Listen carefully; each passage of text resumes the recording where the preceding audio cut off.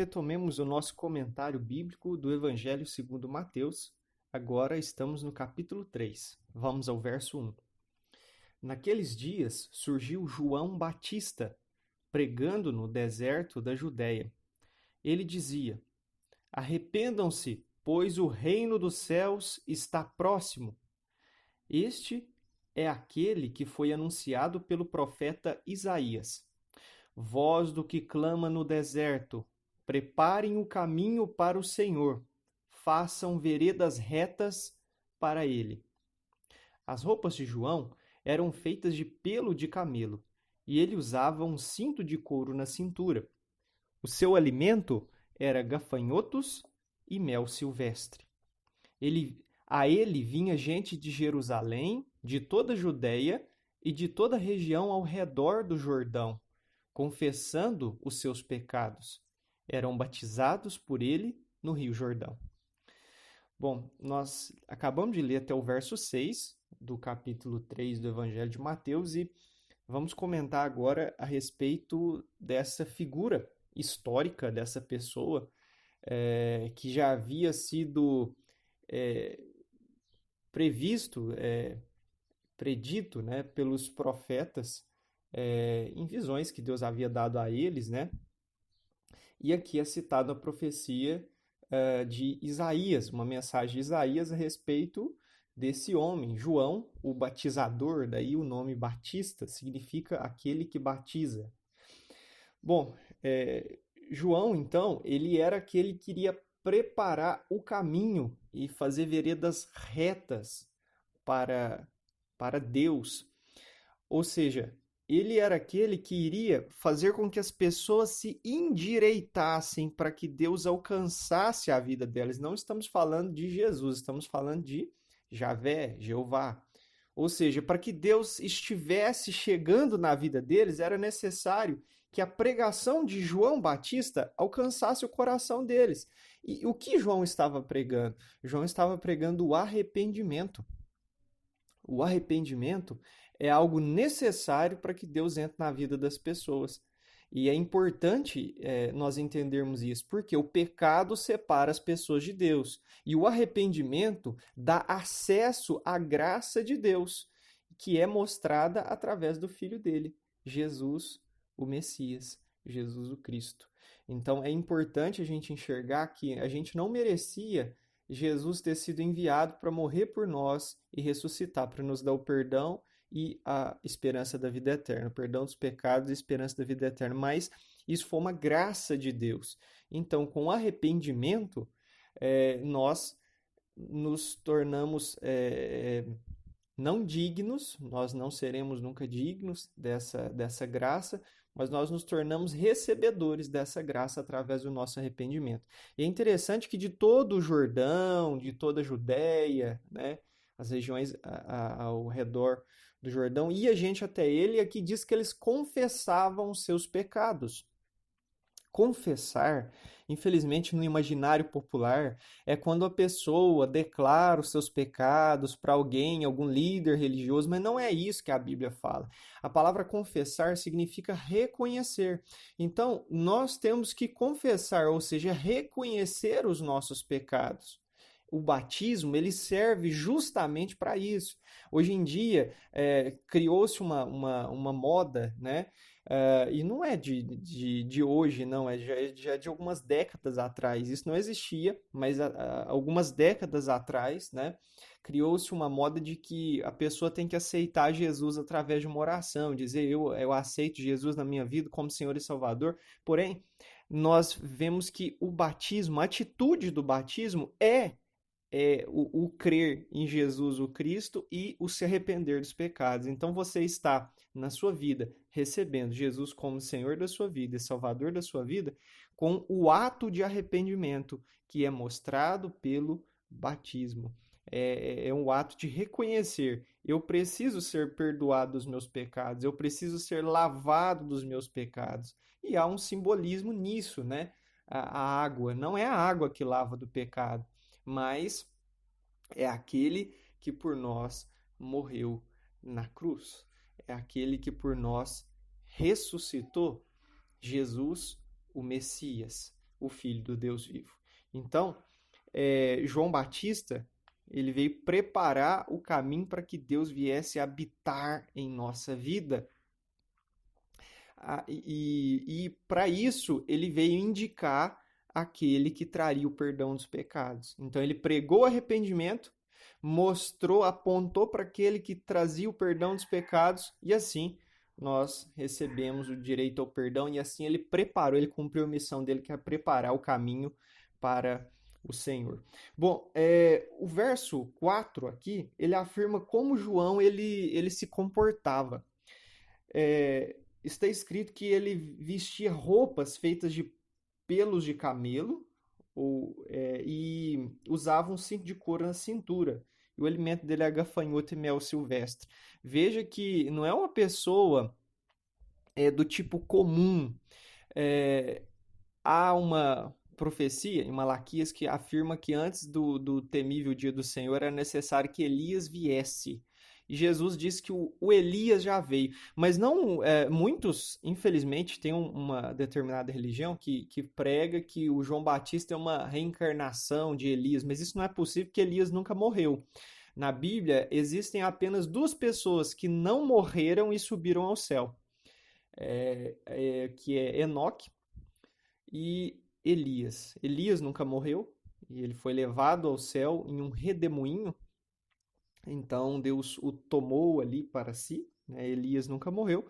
E João Batista é alguém que nasceu, cresceu, e ele era chamado de o Elias, no sentido de ele se vestir igual. Imagine o profeta Malaquias lá tendo uma visão de uma pessoa que se vestia de roupa de pele de camelo e estava pregando para um governante. Imagina isso. Ele pensou, bom, é Elias pregando para o rei Acabe, então Elias voltará, Elias alguma coisa assim. É um pensamento que eu tenho a respeito desse assunto, que talvez tenha acontecido desse jeito. Mas o importante é que ele se parecia com Elias. Ele se vestia igual Elias. Elias se vestia com roupa de pele de camelo e usava um cinto de couro na cintura. Era assim que o profeta Elias, que viveu ali séculos antes, né, se vestia, e ele também pregava trazendo o arrependimento. Ele pregava contra a idolatria do povo de Israel em sua época, e João Batista não era diferente. Ele pregava contra o pecado, e ele chegou em um determinado momento até repreender o rei Herodes por causa de algo que ele havia cometido de pecado, e falou com ele, e chegou até a ser preso, o João Batista. Bom, então é importante a gente saber disso, né? O João Batista era o Elias. Não existe esse negócio de reencarnação. Deus ele é poderoso, ele não precisa reciclar almas, reciclar vidas, né? No sentido de fazer reencarnação, isso não existe. Até mesmo porque, se você ler lá em Hebreus, capítulo 9, verso 27, você vai ver que o homem está ordenado, destinado a morrer uma só vez, vindo depois disso o juízo, ou seja, depois disso ele vai passar pelo juízo. Então não existe isso, né, de reencarnação, coisa desse tipo. E é importante que a gente veja aqui o resultado da pregação de João Batista. Ele produzia arrependimento nas pessoas. Arrependam-se, porque o reino dos céus está próximo. O reino dos céus está próximo. Por que o reino do céu está próximo? Porque o rei desse reino estava ali. Estava perto de se manifestar. Deus escolheu como rei de seu reino o seu filho, Jesus, o Cristo. Verso 7, continuando aqui, Mateus 3, verso 7.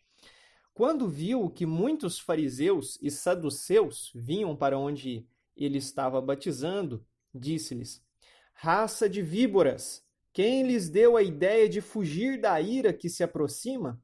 Deem fruto que mostre o arrependimento. Não pensem que vocês podem dizer a si mesmos: Abraão é nosso pai, pois eu lhes digo que dessas pedras Deus pode fazer surgir filhos a Abraão. O machado já está posto à raiz das árvores, e toda árvore que não der bom fruto será cortada e lançada ao fogo. Bom, do verso 7 ao 10, ele está pregando contra o pecado. Veja que o objetivo de João Batista não era confrontar, não era afrontar pessoas, mas confrontar o pecado.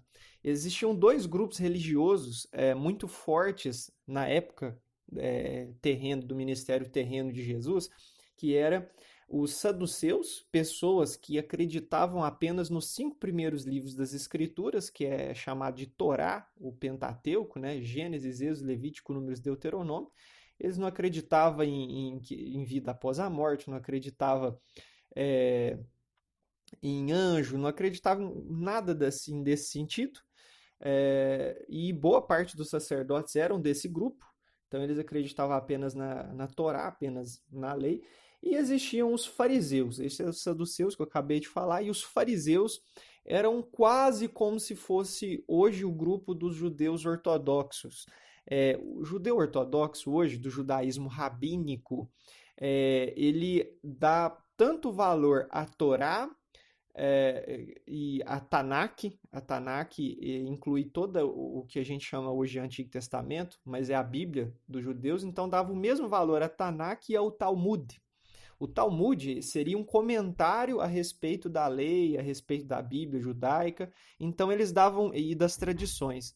Então, os fariseus eram como se fosse esse grupo, hoje chamado de judaísmo rabino ortodoxo, que coloca as tradições e as escrituras no mesmo patamar, no mesmo nível.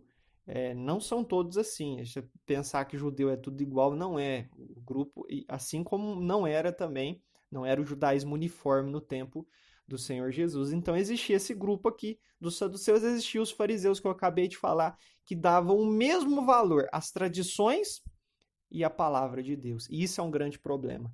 Quando você coloca os seus líderes religiosos no mesmo nível da palavra de Deus, você está cometendo um grande erro. E é claro, abrindo uma porta para que heresias, para que coisas malignas entrem no seu coração, entrem na sua vida, e você está colocando seres humanos no mesmo nível de Deus. E nós não podemos fazer isso. A Bíblia é a única regra de fé e prática para aquele que quer servir a Deus. E isso é importante. Mas esses fariseus aqui davam o mesmo valor às tradições das Escrituras, e os saduceus só acreditavam nos 5 primeiros livros das Escrituras, e eles foram até lá. E João Batista chama ele de raça de víboras, raça ninhada de cobra venenosa, né? Fala assim com eles. Quem lhes deu a ideia de fugir da ira que se aproxima, quer dizer, vocês estão condenados. O que vocês estão fazendo aqui? Vocês vieram aqui só para ver? Vocês vieram aqui para fazer de conta que vocês se arrependeram? Produzam frutos dignos de arrependimento, deem fruto que mostre o seu arrependimento. Jesus mais tarde ele fala que pelos frutos você conhece a árvore. E produzir fruto de arrependimento quer dizer mostrar que a gente não vive mais da mesma maneira. Antes da gente passar pelo batismo, 2 detalhes a respeito do batismo de João Batista. Primeiro, eu creio que o batismo ele deve ser realizado para a pessoa que crê. Pessoalmente, não concordo com o batismo de criança, porque a criança ela não foi se batizar. Né? Ela é batizada por alguém e ela não tem noção disso. O batismo ele significa arrependimento. Uma criança vai se arrepender do quê? Que nem sequer tem consciência de alguma coisa. Então penso que o batismo, as pessoas iam até João Batista para se batizarem, e era porque elas já eram crescidinhas, já sabiam o que queriam. Então elas iam até lá e João Batista pregava e as pessoas criam e aí, se arrependendo, eram batizados.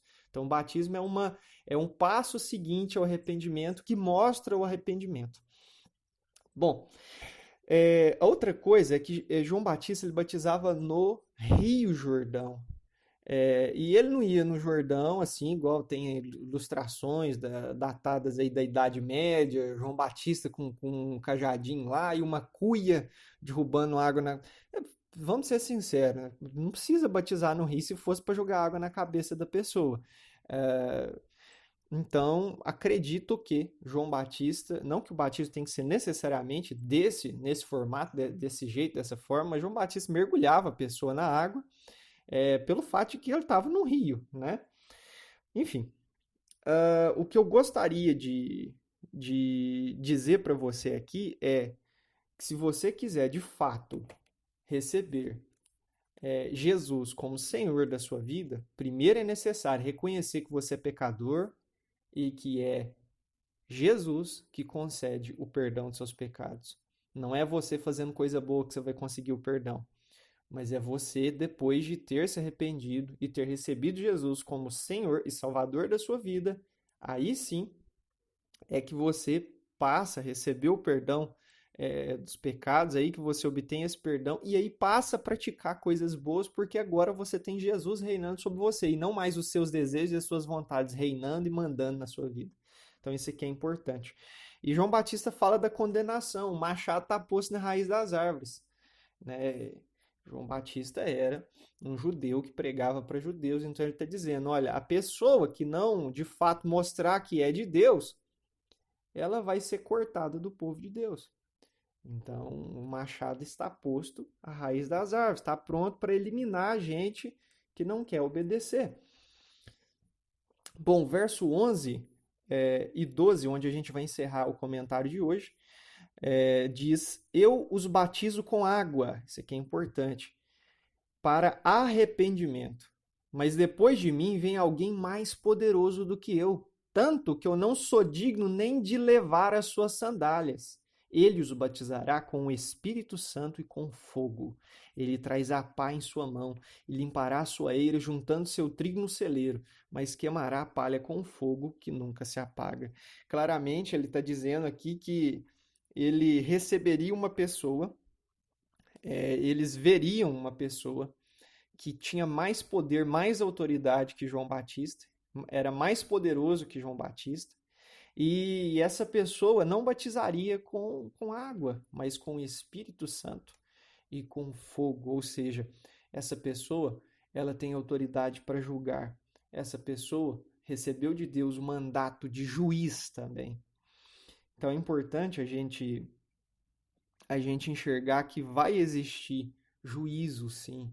E isso eu não estou falando para assustar você, mas para alertar você a respeito de um tempo que se aproxima, onde serão julgados todas as pessoas.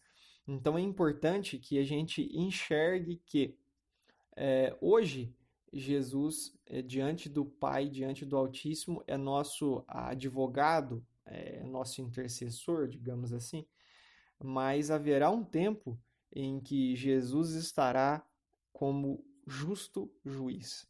Então, é importante que você receba Jesus na sua vida, que você creia nele como Senhor e Salvador da sua vida. De fato, crer Jesus como Salvador é crer que ele morreu pelos nossos pecados e entregou a vida para que a gente obtivesse perdão. Como alguns gostam de dizer, ele morreu a nossa morte para a gente viver a vida dele, vida de filho de Deus. E ele ressuscitou para nos dar a esperança da vida eterna. Isso é crer em Jesus como Salvador, mas crer em Jesus como Senhor é valorizar tudo aquilo que ele ensinou e obedecer. Então, isso é importante.